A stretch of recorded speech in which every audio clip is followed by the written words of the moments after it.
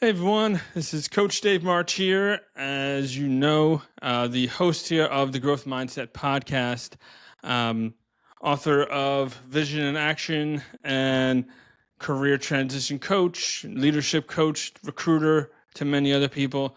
And today we have a special guest, Steve. Steve is phenomenal, real adventurous, innovative kind of guy, as well as someone that's really strong on the digital marketing side of things. He's working at an agency right now, and we're going to talk a little bit about his experience and what he's done. So, Yeah, hey Steve, everybody. Yeah, yeah, happy to be here. Thanks. Great to talk to you, Dave. awesome. Yeah, so with regards to Agency 39A, I have to say the first thing that came up to mind is it kind of sounds like a hotel or something, like 39A. Like I don't, what was that? That's the first thing I thought of. I'm like it's Yeah, like an apartment number. It's like 39A. Like, was there any idea behind that? yeah, it's actually NASA's launch pad is the 39A complex. Oh, So it kind of spurred from there.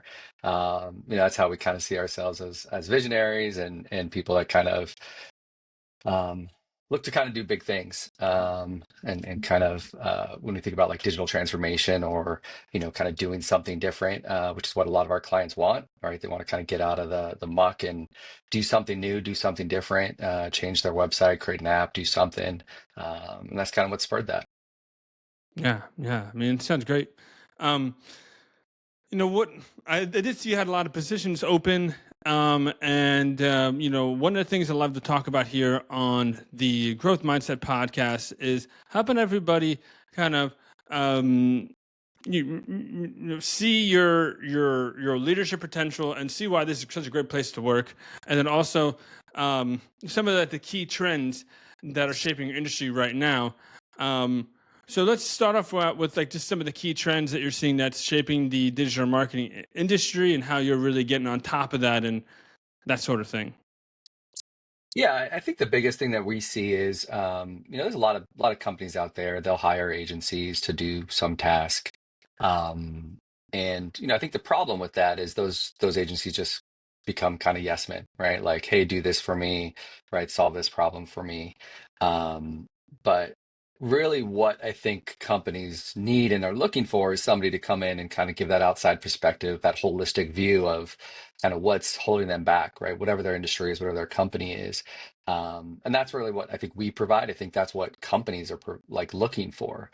They don't want somebody that just comes in and does what they tell them. They want to take that off their plate, right? Like that's why they hired them in the first place, right? Yeah. So I don't have to worry about that. Let's let them worry about it.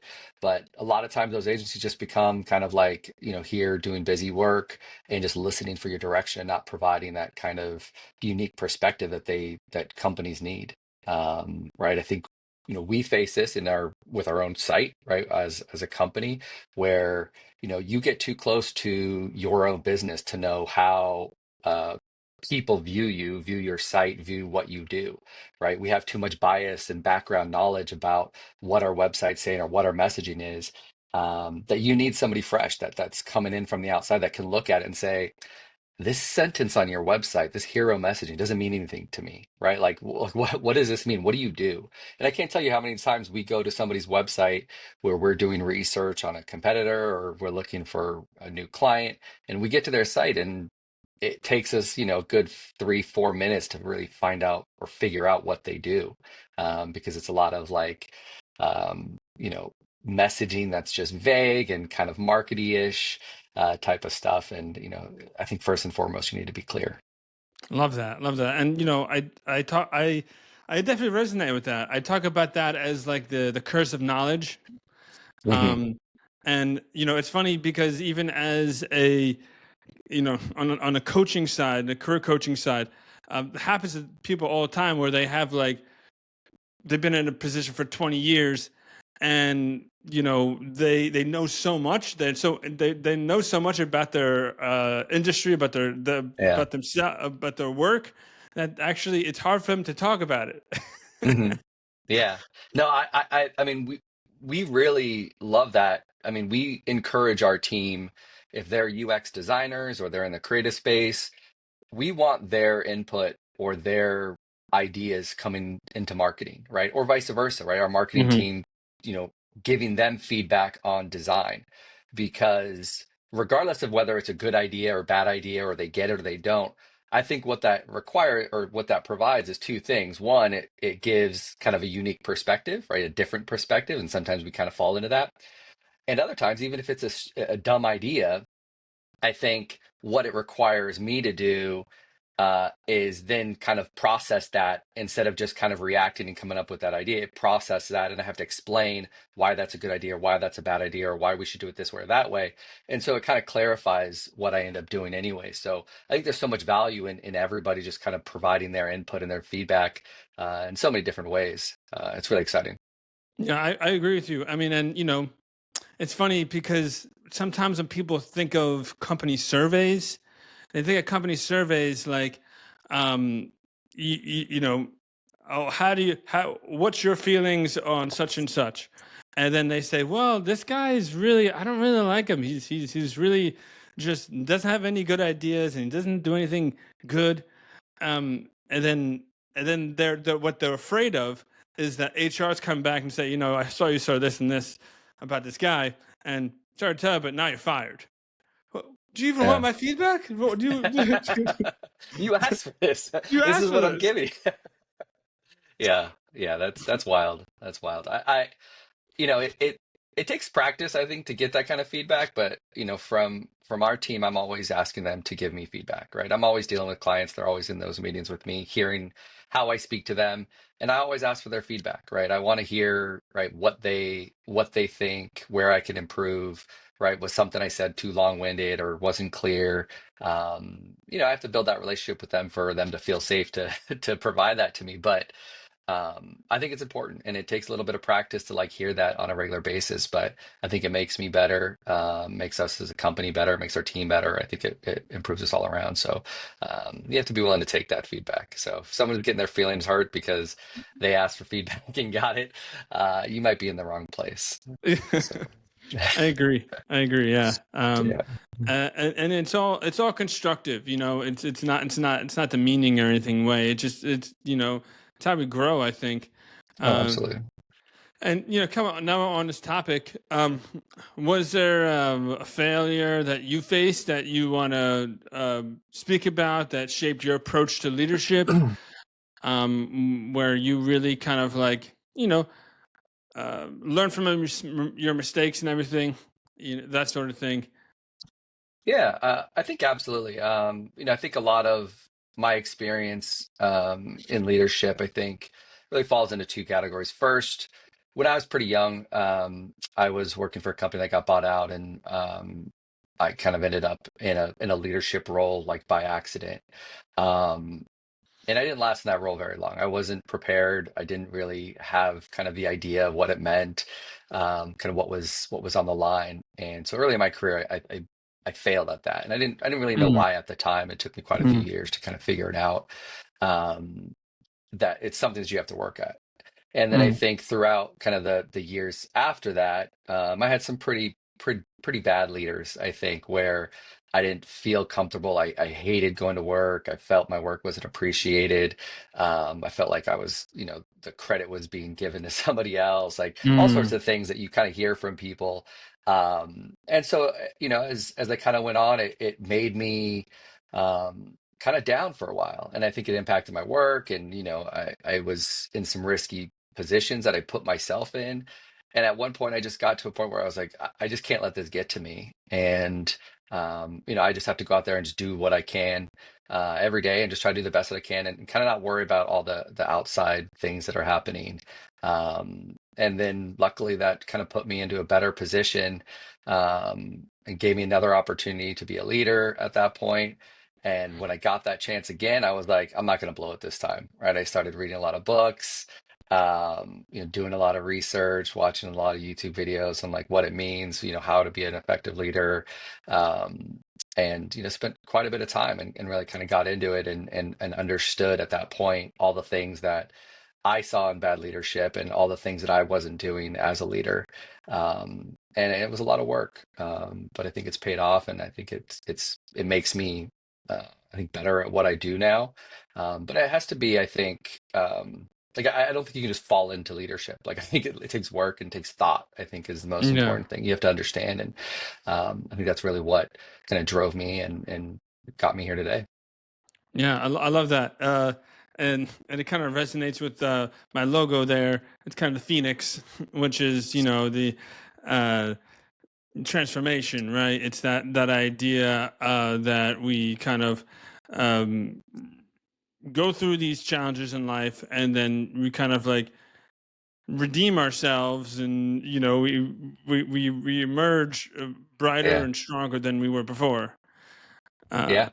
Yeah, and so those bad experiences. I mean, I think that's goes to the growth mindset. I mean, it wasn't yeah, maybe a mindset at that point, but it was an experience, and I had to go back after it and think about how that impacted in the future. But all those learning mistakes that I made, all those areas where I kind of fell flat, going back and being able to kind of put that into perspective and see how it got me here today was, I think, really important.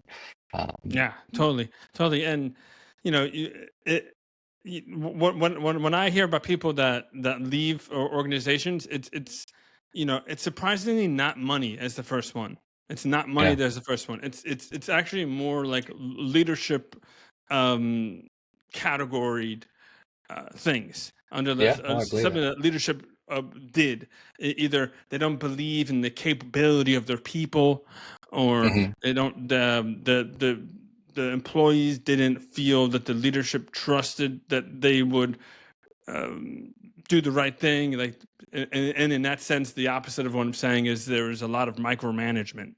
Yeah, Um, absolutely. so Yeah, that's it's hard to leave your work at work if you're unhappy. I have 4 kids, and when I have been into positions where I didn't think leadership was great, and I really hated going to work every day. It was hard to brush that off when I got back home, and it affected my personal life, my family life.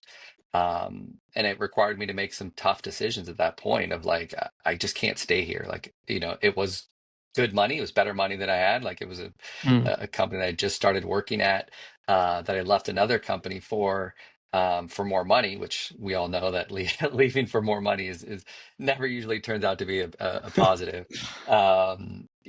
But I had to make that tough choice to leave, and it's because it's just hard to leave that at work, right? totally.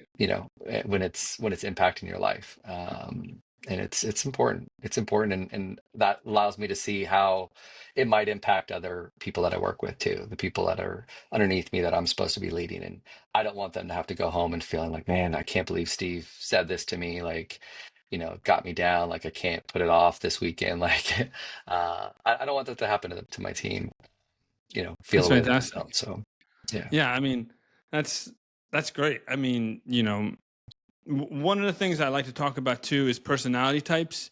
And I think that the idea of diversity is really more about diversity of thought, Mm, diversity, like cognitive diversity. I like to think about it yeah.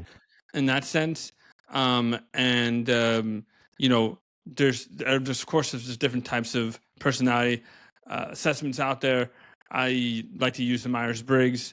There's also another one that I think you'd probably find pretty interesting as well, called "How to Fascinate," Mm, and that comes more from a personal branding standpoint, and doing that assessment allows the individual that's taking it to see themselves from a public perception, um, and so interesting. that could be really helpful. Yeah, that's great. That is something I think a lot about, right? When I'm getting to know my team or we're having one-on-ones, really trying to, I think, dissect how that person is different than me, and Hmm. how that might impact how they do their work and how I see their work and why they did or did not do something. I think it's so important. I think that's probably an area where I can learn more about, um, because I do see that when I work with my team, and I see that I'm asking them to do something that might be a little bit outside their wheelhouse, or a little bit more difficult for them as their personality, where for me it's a little bit easier, maybe I've had more practice. Maybe it's just my personality type, but understanding those differences and how to kind of maximize who they are, not get them to be like me, but to use what makes them unique and kind of Yes. cherish that and kind of push that forward and make sure that they're getting to be the best version of themselves. Is I think where I kind of need to move next into leadership and understanding those different types. Yeah, I appreciate your candidness in that. Thank you for that. Yeah. Um, and yeah, I think that with the way that personality assessments go nowadays, there's so many different angles on it, and you know we don't really put too much attention on it, to be honest, in general. Um, and everyone does have unique strengths, and everyone does have Mm. unique ways of doing something, and a good leader uses his team effectively to bring those type of people together, because again that kind of leads into the innovation piece too, right? Because innovation is actually created through a difference of opinion. Everyone, like if you had like 10 different people in a room, they had like different personality types, and everyone had a different angle. The synthesis of all of that, once Yeah. it's done, correctly, you would actually get some different innovative ideas. Uh, as Yeah. opposed to everyone, as opposed the opposite of that would be that everyone's just a clone, everyone's the Yeah. same. You won't really get any different innovative ideas. Yeah. Yeah, absolutely. And I see myself falling into that path where I'm really like looking for that feedback on an idea, right? I'm pretty Mhm. vocal in meetings with clients and ideas, right? So I'll, jump right in and like voice my opinion and say, hey, this is how we should do it. And I too need to be checked, right? I need other people's voices Mm. in there to say, hey, are you sure this is the best way? There's maybe another way we can do it. Um, and I need that too, right? Like I think everybody, even people that are more vocal or more um verbose maybe, right, and taking up a Mhm. lot of space in that meeting. I think they need to have their ideas put in check too, right? Like sometimes we can just run our mouth right, little too fast without thinking all the way through. And so, Yeah. getting those outside perspectives, getting those other personalities, those other voices is so important to kind of coming up with the best solution, the best ideas, innovative ideas, right? Those sort of things. It requires that. Cool. Yeah, I agree. I agree. So we'll move on to kind of more of um a lightning round here. Trying to going off the track Nice. there. Um, you know, let's talk about like what your favorite book on leadership or personal growth was, or professional development was, or marketing was, whatever you want to put in there. Yeah, I think that kind of shifts where, my mindset. Right now it's a lot on kind of stoicism. I follow Nice. different podcaster, um, uh, Ryan Holiday. Mm. And I think what really sticks out to me, about really I mean, every area that I just focus on more and more as I get older is just trying to focus on controlling what you can control and trying to, if I can't force somebody to do something, I can't do that, right? Like let's focus on where I can have impact, and that's where I try to keep my mindset focused on whether it's marketing or leadership. It's kind of that core kind of belief right now. Cool. Yeah. Um, do you are you a person, a cat person? Are you um, you know, do you like Yeah. coffee? Do you like tea? Like the Yeah, well, I have four kids, so I don't have much time for dogs or cats. okay. They're quite messy. I'm picking up after them all the time. I'd probably be a dog person, when they get a little bit older, maybe. Love coffee. Afternoons I switch to maybe black tea, and then later in the evening green tea. So I'll kind of drink anything that's warm and in front of me that has a little bit of caffeine. Uh, uh, but yeah, that's me. Very cool. Very cool. Well, yeah. I mean, this has been a great discussion here. I think that there's a lot of insight that you really were able to express. Um, and is there anything? Is there a website where people can find you at? Is there any information that people can connect with you from?